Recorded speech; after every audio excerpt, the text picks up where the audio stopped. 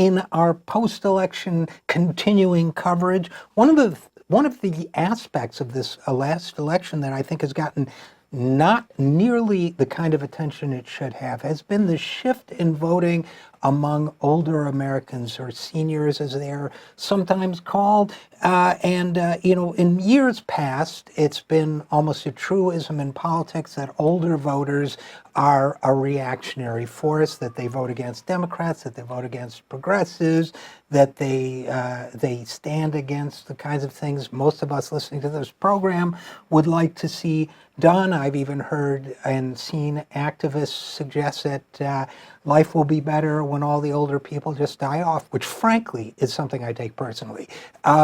It turns out now that that is shifting, and seems to have shifted in a big way in this latest election. And here to talk about that phenomenon and to explore the reasons why that could be is our good friend Alex Lawson. Alex is, of course, the executive director of Social Security Works, the co-founder of We Act Radio, from whence this program originates, and so much more. But anyway, Alex, thanks for coming back on the program. Thanks for having me. So, am I right? We're talking about a big shift in older voting this year, right? Yeah, and it's actually a continuation. I would say we have a trend now, cycle after cycle, election cycle after election cycle. We're seeing more senior voters voting Democratic. At the same time, very importantly, the share of the vote made up by seniors is increasing. During midterms, especially, the senior vote is critical.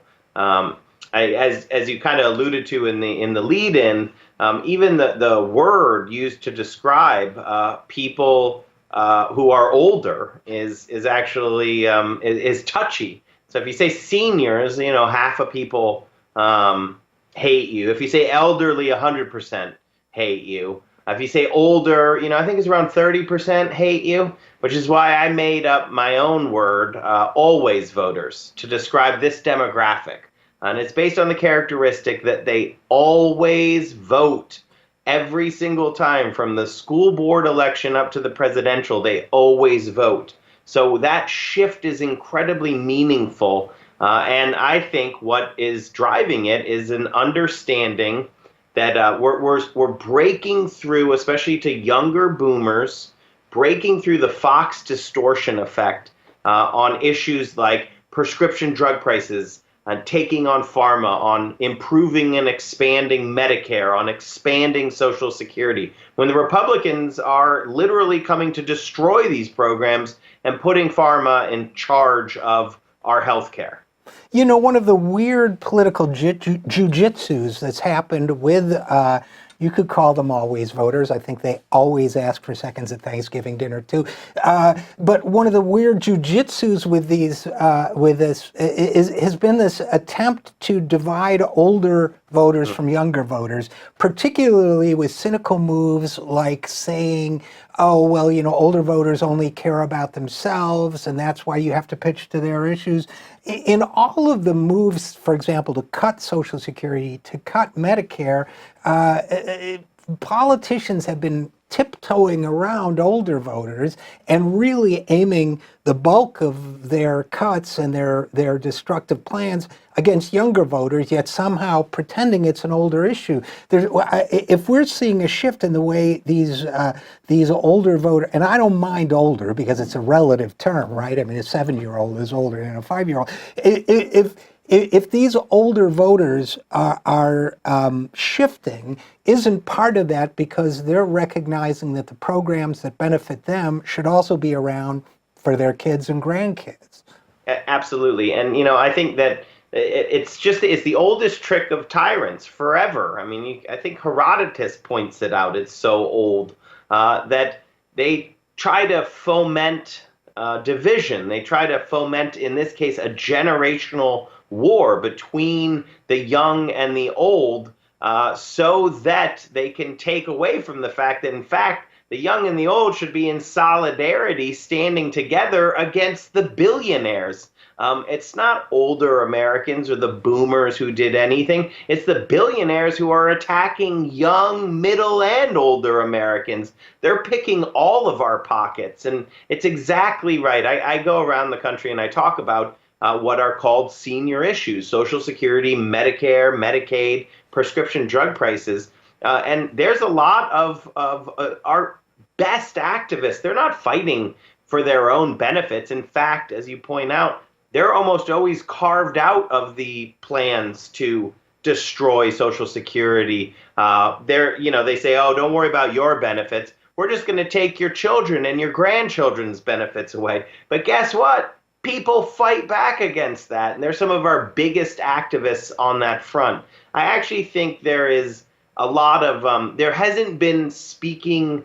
I don't want to understate the incredible effect that Fox News has had. It's a propaganda cannon. It is aimed at older Americans. It is a giant mind distortion weapon based on fear.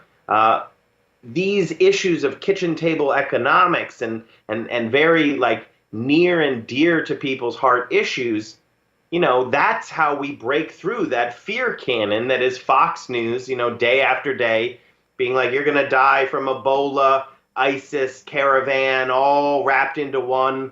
And it's just this fear that they're pushing day in and day out.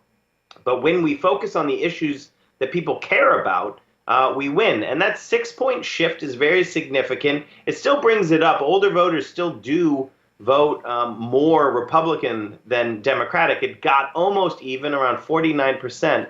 But where that shift is massive because the share of the senior vote continues to grow cycle after cycle. So we're also looking at continuing this trend into 2020. And if we can fight that generational warfare, if we can fight against it and actually bring in that intergenerational solidarity, and the young and the old standing together against the Wall Street billionaire class, that's what they're terrified of. And that 6-point shift is a huge deal for two reasons, in my mind, for two reasons.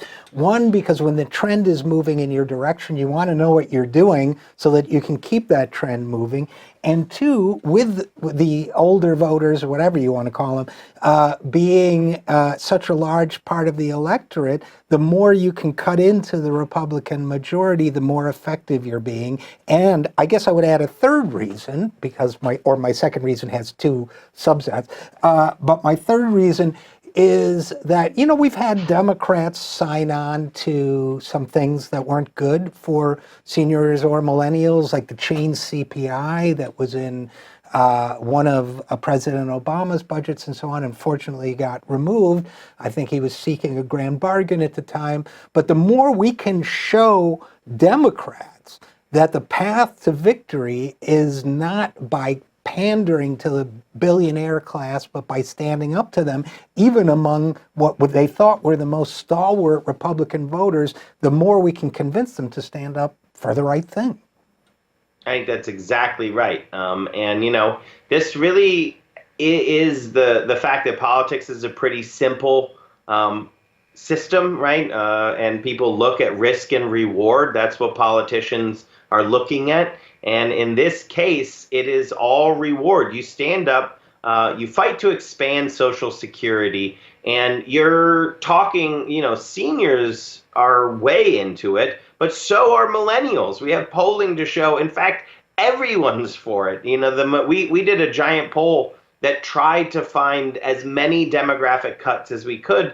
And we just asked this question, would you support or oppose a politician who fought to expand Social Security? And we had a majority of every single demographic that we could actually throw into this poll, including Republicans.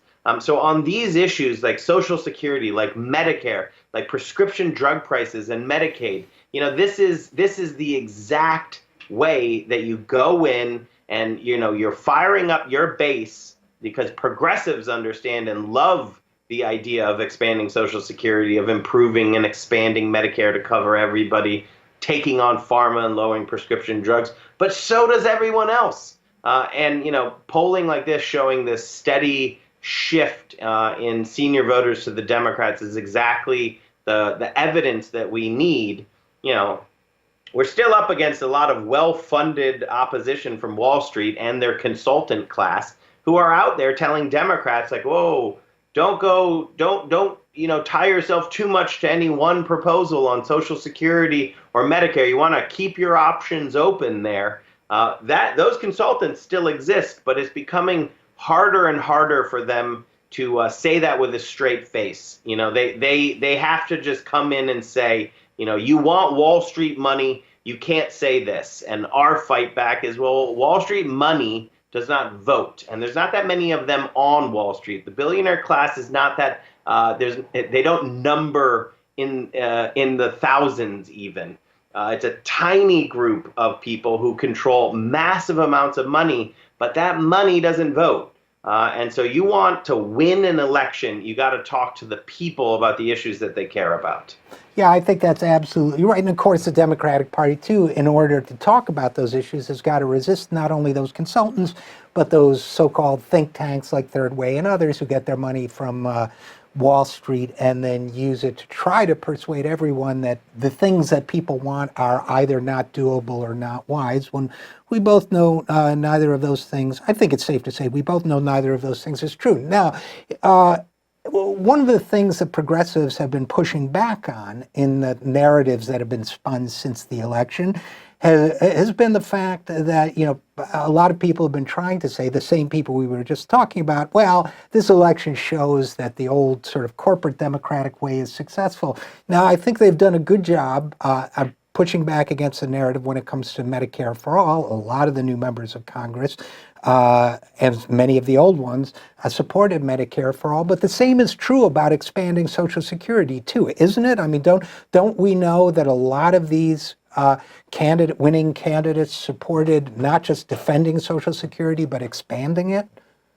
Massive amounts. I mean, Social Security works as a PAC, and John Bowser Bauman is the president of that PAC. He went in person to 57 different endorsement events, and every single one of those endorsed candidates signed on the dotted line saying that they would fight to expand Social Security. And that was just we focused on red to blue races, so very difficult races, pickups.